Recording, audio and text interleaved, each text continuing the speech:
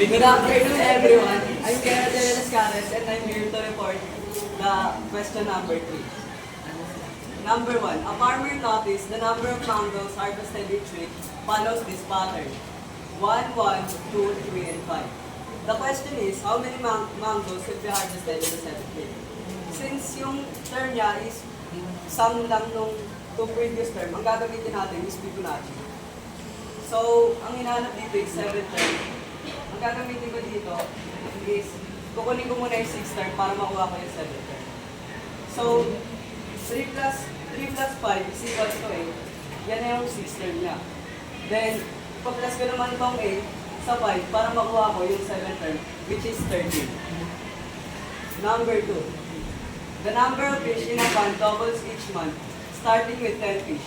How many will be there in the 5 months?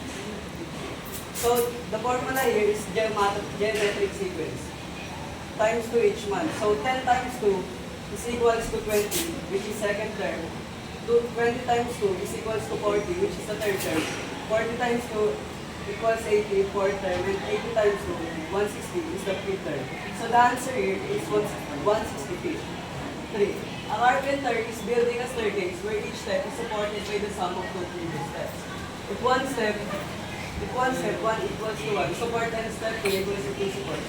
How many supports are needed for step 7? So, Fibonacci sequence ulit yung gagamitin natin dito kasi each step is supported by the sum of two previous steps. Kukunin muna natin yung kailangan natin mo dito ay 7 term.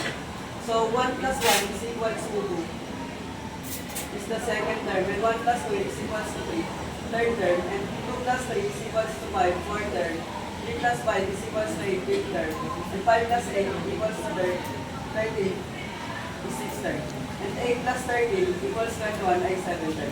So the answer here is 21 supports.